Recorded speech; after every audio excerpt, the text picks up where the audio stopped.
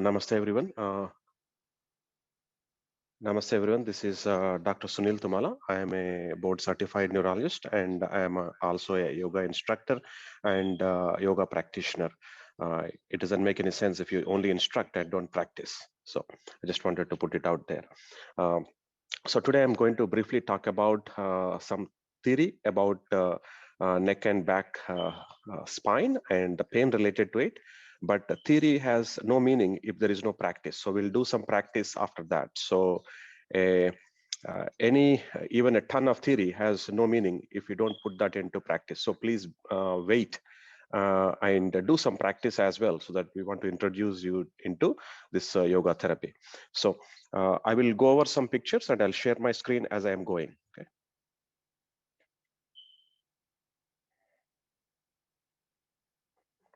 So here,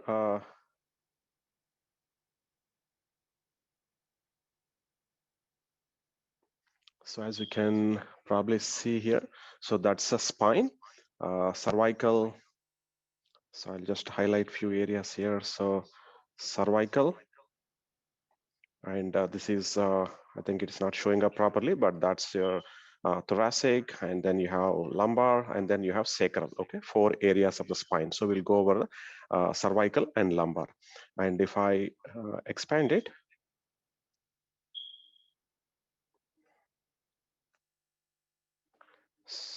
so as you can see, the cervical spine is a little bit unique in its anatomy because there are these holes, as you can see, because, oops, it goes in this way again. Okay. So the cervical spine has blood vessels running through the vertebral foramina, which is a small hole that is there on the spine. And this small hole through which the blood vessels run in the cervical spine is critical when you do any movements of the cervical spine. So excessive twisting or torsional forces with force can cause problems. So that's why keep that in mind. It is not a single joint like your hip joint or knee joint, but it is a multiple joints between each vertebral bone. There are 2 joints up, 2 joints down. So there are multiple joints there. So you have to be very careful with cervical spine. And when there is excessive pressure on this cervical spine, then you will end up getting a lot of disc bulges, and you'll end up getting degeneration in the spine joints called facet joints, leading to facet arthritis, and you will get a disc degeneration, which is called spondylosis, and that can compress on the spinal cord or nerve roots, causing problems in your legs, problems in your bladder, in your balance, and not just in your neck or head. It can cause headache, it can cause neck pain, arm pain, and it can cause symptoms downstream as well. So cervical spine is a little bit unique. So if there is a problem there, your symptoms are not just in the head and neck, but also in the arms, even in your thoracic area, even in your lumbar area, and even in your legs, including balance and bladder control. So that's why the symptom may be in your feet, but the problem can still be in the cervical spine. So be careful about the cervical spine. So I will just go over a few other images here. So here is interesting image. I learned it a few years ago. So when you sit straight, this is what we always tell in yoga: sit straight. When you sit straight, head straight, your weight on the cervical spine at no tilt is around 2.5 to 5 kilograms, or around 10 pounds approximately, which is the average size of a adult head, which includes brain, obviously. So, but if you tilt your neck forwards, this is a consequences of our modern life, which includes, like, holding your cell phone, holding your tablet, working on your laptop, which is very common nowadays, and kids working on their cell phone, texting all the time. So you bend your neck. So if you bend even 15 degrees, the weight on certain parts of the cervical spine can be as high as 60 degrees. At 60-degree tilt, at 60 pounds, weight is on the cervical spine. So, and the cervical spine is not designed to handle that much amount of weight. It is like you're putting a 60-pound weight on a specific portion of a cervical spine, and it, over a period of time, it will degenerate, desiccate, it will bulge and herniate. So that is unfortunately, the consequence of our modern lifestyle. So be very careful when you do these activities, especially the technology usage of technology. Sit straight, head up, and that's why I think in a lot of ergonomics are used nowadays in corporations. But at home, I think a lot of people don't do that. That's why we see a lot of people in the clinic who have neck pain, back pain, and so on. So very important. Okay. So, and I will go one more here. So with the normal spine, so this is a normal spine. So you can see the normal spine has a vertebral bone in the orange, and then this disc that is located there. Let me see if I can annotate here with the. I'm not sure if I can annotate, but as you can see, okay,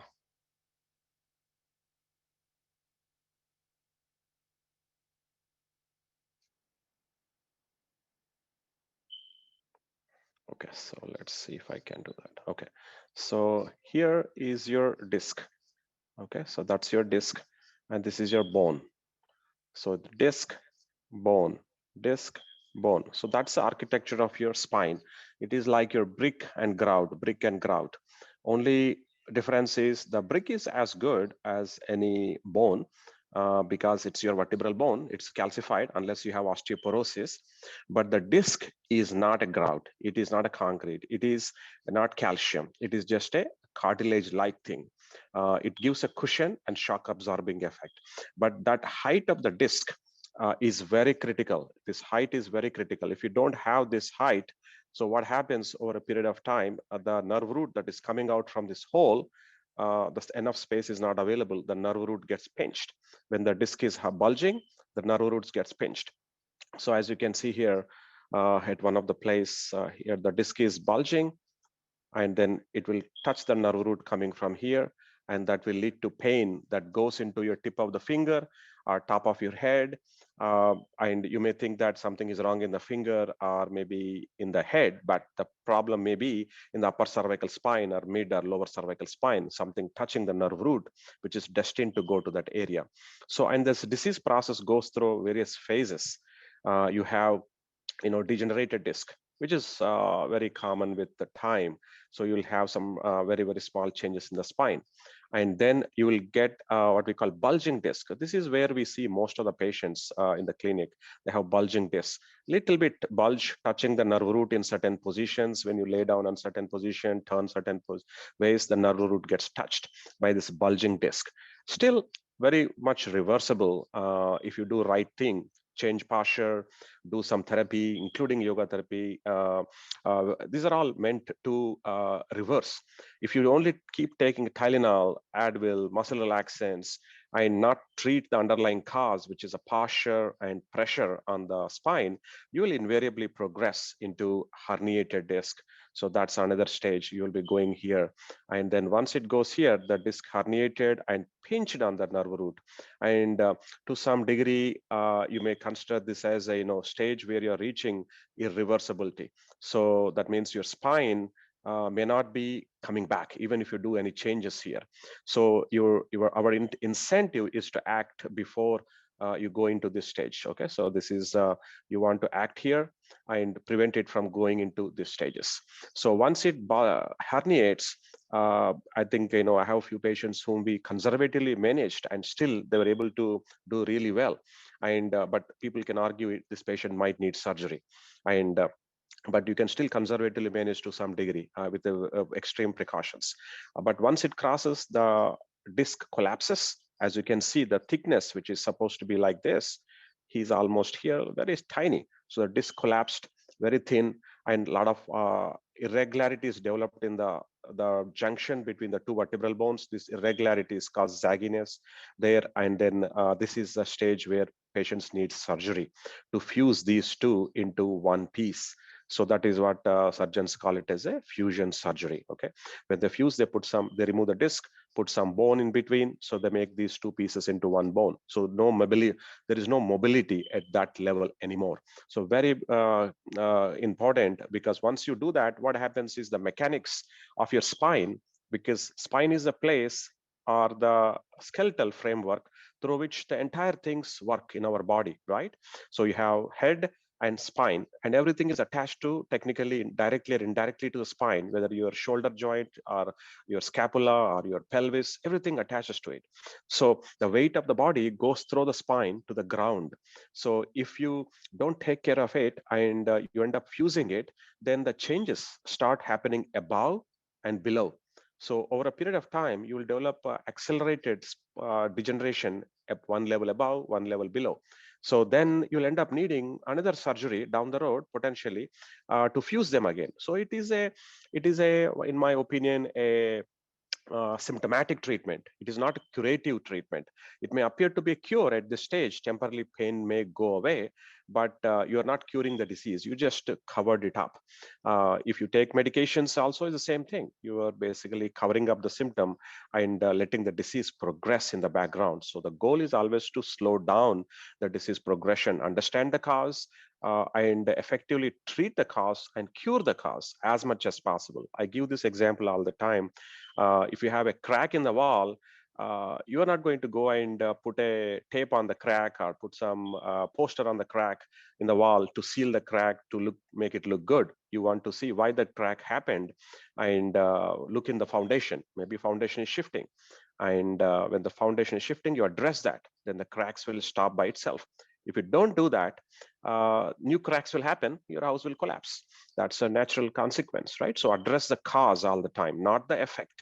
Effect is okay to treat. You can treat your fever, you can treat your cough, but you want to understand the cause of the cough, not cause of the fever. Same way, treat the cause. So yoga helps to address the cause, not just the symptom. Address the cause. Addressing the cause takes time, but it is a lasting effect. It is a long effect. Any form of therapy, physical therapy, also addresses the cause, but it has to be an ongoing effort. It's not like 1 week, 2 week kind of thing. And yoga also teaches you about proper posture, strengthening certain muscles. So we are addressing the cause. So symptomatic treatment and cause-based treatment. Okay, so remember those two things. And I'll go over a few more things here. In the interest of time, I will be quick.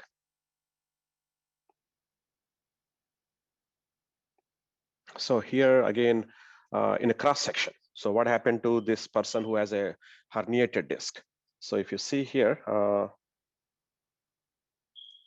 the disc obviously bulged, and it is touching the nerve root, which is inflamed. And the inflamed nerve root then causes a lot of pain and discomfort. And if you address this one by only, let me see if I can change the color. It doesn't allow me. Okay, so if this is bulging here, right? You can see the bulging disc, and this is inflamed, touching the nerve root, and you will get pain in the arm. So one day you wake up and you have severe pain in the head, and then you go to somebody and they'll give you steroid shot, or somebody might give you some anti-inflammatory or muscle relaxant. Good. So the symptoms appear to be gone, because the steroids are addressing inflammation temporarily, muscle relaxants are addressing the spasm. But you need to understand why that inflammation, why that muscle spasm. They are there to heal the damage that is happening. And what we are trying to do is suppress that healing process to some degree to give temporary comfort. So the healing obviously you're not addressing the cause, and if you don't address the healing process either, but suppress the healing that is happening by steroids and anti-inflammatories and muscle relaxant, the background pathology will still continue to progress. And when this nerve completely dies, what happens is let us say this nerve root is cervical 7 C7 nerve root, which is destined to go to your hand. If it is dying, then your muscle in the hand starts to shrink. You'll start to drop objects from the hands. And the problem is not in the hand muscle. The problem is the disc bulging in the neck, pushing on the nerve root here. Essentially, it is a wiring problem. and that wire is getting squeezed and damaged. So you need to address that by stretching the spine, proper postures, and so on. So here again, I will go a few more and then we'll be done. I want to go here. So this is another way to look. I just want to give multiple ways so that you understand the pathology that is going on. So here, same thing. The disc is bulging, as you can see. This is a disc. This is a vertical picture looking from the side. The nerve root is coming here, right, through the hole, which is called foramina. And this hole is there because the disc is there. If this disc becomes thinner or collapses, the hole becomes smaller. And when it becomes smaller, nerve root gets pinched. And when it gets pinched, you get symptoms, which includes pain, numbness, weakness. But on the also, if this disc is bulging not into the side but into the center, then there is a spinal cord in the center. If it gets touched or if it gets pinched, then your symptoms are not in the hand or head or neck, but your symptoms will be downstream. You may lose bladder control. You may lose strength in your legs. You may lose your balance in the legs, or you may lose sensations in the legs. And the pathology is not in the leg, not in the bladder. The pathology is upstream in the cervical spine. So that's why we examine and see. Essentially, we call ourselves electricians. So, is a problem in the fuse box? Our problem is in the wire? Our problem is in your bulb. If the bulb is not glowing, don't replace the bulb. That is a symptomatic treatment, right? The problem may be in the fuse box. You have problem maybe in the wire. So you have to go upstream all the way to the brain and see where the wiring is interrupted. And but mechanical reasons are the reasons the wiring is getting compressed. So that's why our goal in the spine pain or spine related diseases is to stretch the spine. And I generally posture is a key, because a lot of kids are developing these problems, and adults, technology people, truck drivers, teachers. I think no profession is exempt. Anybody driving long distances, watching TV all the time, playing video games, working in front of computer, all are prone to these spine problems. And unfortunate thing, spine is not designed for this kind of technology related modern lifestyle. It is a delicate, and we have to take care of it. Otherwise, this disc bulges, damages to spine will end up in surgeries and a lot of chronic discomfort and chronic pain, along with other weaknesses and other things. So same pathology goes on in the lumbar spine. So I just talked only about the cervical spine, but if you extrapolate it, so the lumbar spine is no exemption. So it has the same problem. But the unfortunate thing about lumbar spine is, let me see if I can pull anything different.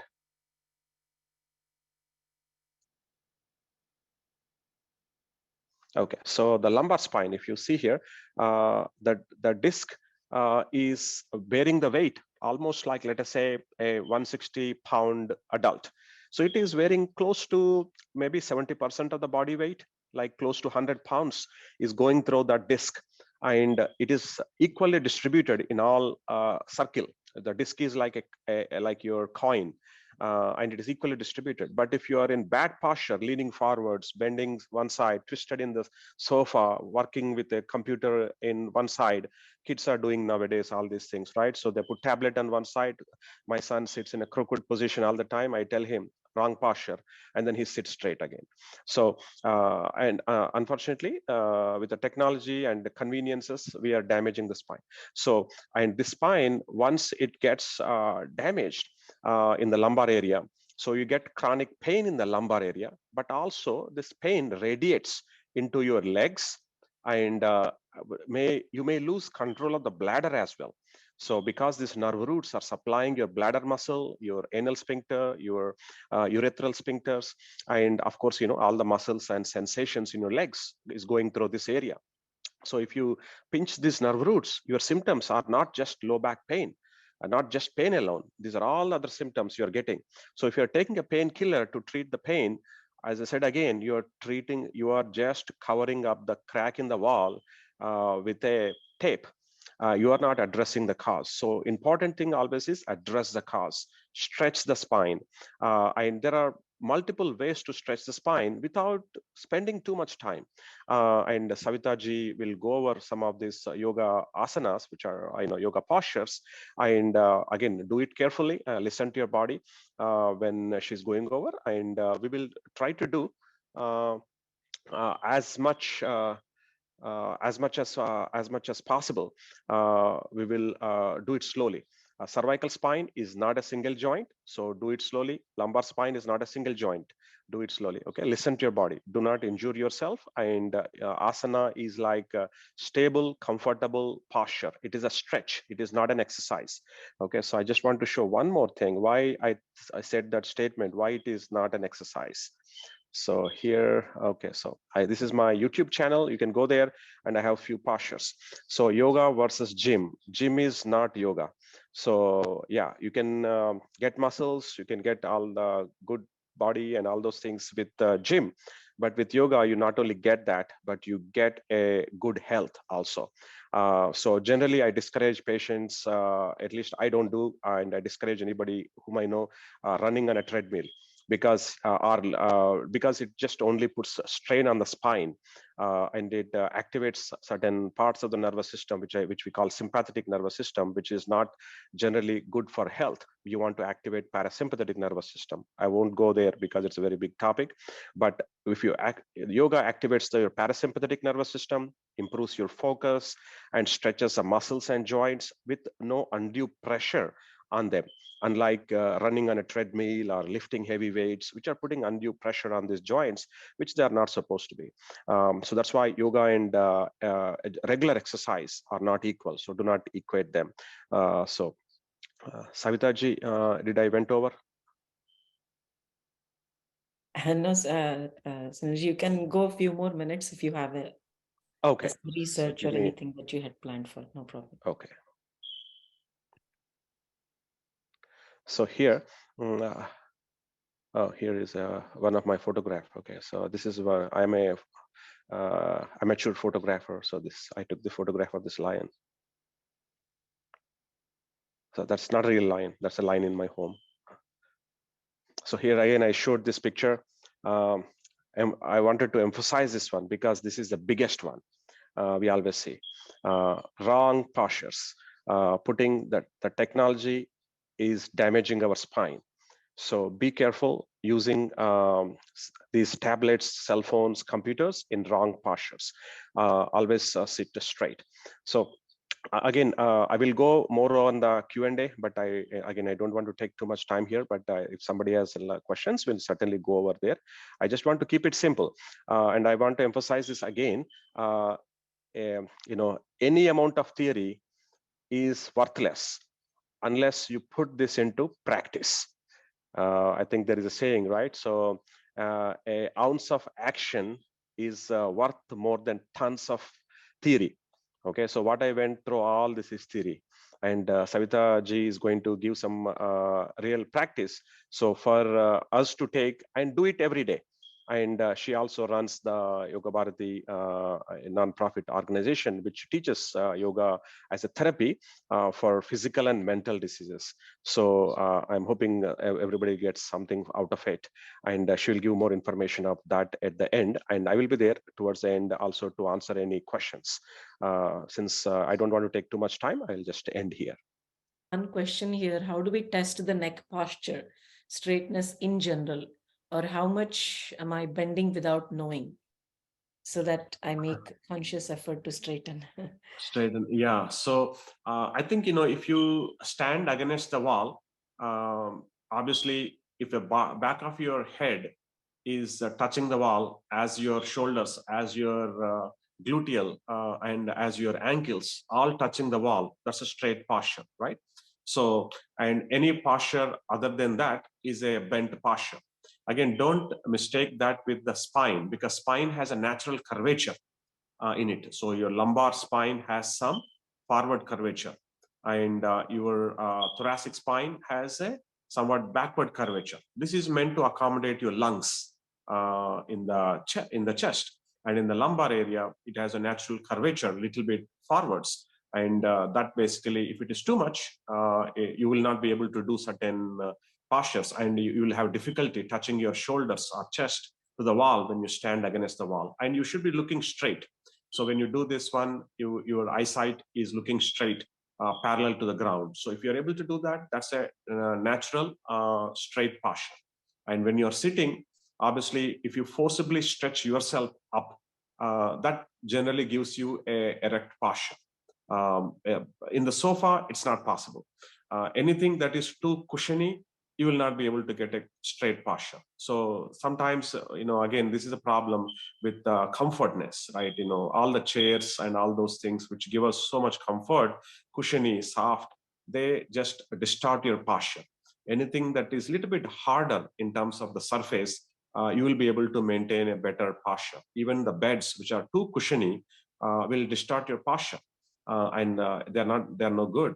So they should have some hardness to make sure the spine is, when I use the word spine is straight, don't misinterpret, because there is a natural curvature, but there are certain points that should be touching the back of the wall when you stand straight. So yeah, and there are ways, I believe Savita ji actually has some ways to measure it as well. Any therapist can also measure. They have some instrument like goniometer. They can measure how much your spine is bent and how much actually you can bend naturally. And is there a limitation in your ability to bend and ability to move the joint? They are measurable. Any goniometer can be used to measure, but the therapists generally have those instruments.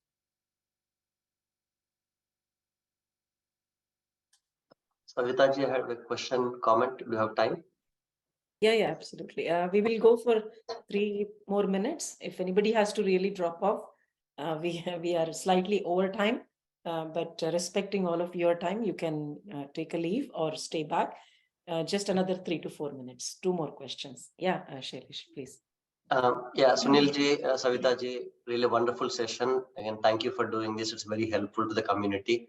Sincerely appreciate it. Especially the picture on how posture puts the weight on cervical spine was very instructional. Actually, it's very appealing and people can absorb it and make corrections very easily. It was very nice to see that.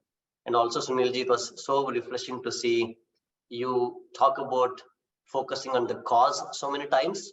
Right? It's very nice to see that, and also very refreshing to see how many times you mentioned about emphasis on practice, right? Because a lot of times there is a lot of theory and also a lot of focus on maybe medication and things like that, but the emphasis on practice also was very, very nice to see. Yeah, thank you for that. Yeah. So I had this one question. I know when you showed the picture of the spine, right, you talked about herniated disc and talked about bulgy disc and things like that. Can you talk a little bit about why the thinning happens? Is it because of wear and tear, or what could the reasons for the thinning of the disc happens? And typically what percentage of people you might see who have arthritis in that area? So yeah, so as the spine changes, obviously the word spondylosis refers to the disc problems. So arthritis is in the bones and spondylosis is in the disc. So the disc is bearing the weight of the body. So cervical disc is bearing the weight of the head, around 10 pounds, right? And the lumbar, let's say the disc between L5 and S1, there is a significant problem there. One, the sacrum is curved, and second, it bears most of the body weight. Your entire head, chest, abdomen, food we eat, everything above that level, the weight is transferring through that disc into the pelvis, and from pelvis the weight is transferred to our hip joints and then to the feet and then goes to the ground. So that disc, which is barely a size of your finger, if you close it like that, and that thickness probably of your finger and the width of this much, so that is bearing the weight of let's say 160 pounds, and imagining the legs weigh maybe 50 pounds or 30 pounds, all other weight is borne by the disc, and the disc is not designed to carry that weight at one point. The weight has to be distributed equally through the disc, and it cannot be continuously at the same point. That's why walking on a treadmill is putting pressure on the same spot again and again. And walking on a grass is not putting the weight on the same spot. So the weight is getting distributed constantly into different parts. When that is not happening with time, the disc is getting pushed or compressed because it is not a bone. and so it cannot maintain that configuration. It is meant to absorb the shock whenever we are walking or moving. So it gets compressed, and with time also it gets dehydrated. When I use the word dehydration, a lot of people say, can I drink more water? Not per se like that, but the amount of water content in the disc, which is like a cartilage, which technically, if you look at the disc, it has a rim, a fibrous rim on the periphery, and there is a pulp-like substance in the center, which is called nucleus pulposus. And that pulp-like substance has a water content in it. And with time, it becomes dehydrated.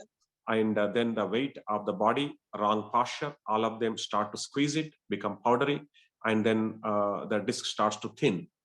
When it starts to thin, then the bones are coming closer and closer. We hear the word always in the knees, like bone on bone. The cartilage is gone, right? Arthritis, cartilage is gone, and bone on bone. Same thing, very similar thing happens here. The two vertebral bones rub, and that is very painful. And at the same time, the foramina, the side hole through which the nerve root exits, becomes very small, and it starts to again get compressed by the arthritis itself. So that's why the pain goes down. Not only there is a pain in the place where there is a change, but also the pain is radiating into a place where the nerve is going. So that's why there will be localized symptom and there is a referred symptom. And sometimes it becomes hard to explain to the patient why I'm having pain in my toe when you say problem is in my lower back, because it is like example sciatica. L5 nerve root is touched by the disc bulge. The pain radiates into your feet, going through the back. But also you have low back pain. Yeah. So with the time, dehydration of the disc, and also degeneration happens, and the wrong postures, continuous pressure on one spot, all of these are leading to changes. So some of these are due to age related, but if somebody has a proper posture, does proper stretch exercises, I think these age related changes are not significant.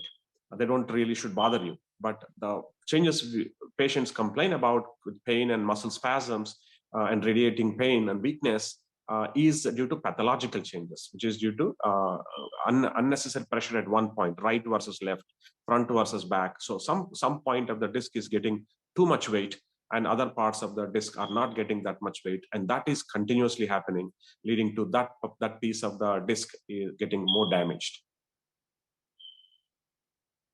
Thank you. Yeah, wonderful. Yeah, thank you. Yeah, thank you all for your. Sheila, you have something. Yeah, I wanted to add my 2 cents, I guess. Basically, it was really informative, Dr. Sunil, and I appreciate all that information that you put in, and look forward to hearing you more often. And the bonus is that you are yourself a yoga practitioner as well as a trained teacher, and that adds to your authenticity of giving us the solutions are more not symptomatic kind of relief, but from the root cause. So that really adds value. I really appreciate your talk, and Savita ji, it is great to have you both run the show, and look forward to having more of these. Thank you. Thank you, Sheila. And just a last word, our Dr. Sunil Tumalaji will also be part of our education training as well, as we are looking to have doctors who do believe, practice, and bring this beautiful integration along with whatever the client is going through. So we will be having him in some of our teacher training programs also, to bring in the science side of it, the anatomy, physiology, and also as to bringing in the yogic concepts and how the healing happens. So thank you very much, Dr. Sunilji, taking out your time in the evening today and helping us understand some concepts. Again, there's so much to discuss. We want to bring this in chunks so that we don't lose our interest with the long sessions, but we want to do these 45 minutes to an hour session monthly in and appropriate health areas. So we'll bring in the topics, and we plan to publish in advance, like at least like 6 months in advance, what all topics we have, so that you can, we'll keep it in the registration format so that we have at least your email address to communicate further. Thank you very much. Namaste. Thank you so Sunil, much. you want to add anything Awesome. as the closing Dhanyavad. remarks? What, Ji? I said you want to add anything as a closing remarks, Dr. Nothing specific, Ji. I think I would generally say again, practice and practice. Yeah, actually, thank you. Thank you. Another Sunil ji, Sunil, Colonel Sunil Agarwal Thank ji. you, Savita ji. Very nice. बहुत अच्छा He लगा. is our chapter 11. president, and very good to Thank see you. you Thank you. here in the. Thank you, Salesh ji. Hello. Thank you. Yeah. Namaste. Dr. Saab, धन्यवाद. Dhanyavad. Dhanyavad, Ji. Very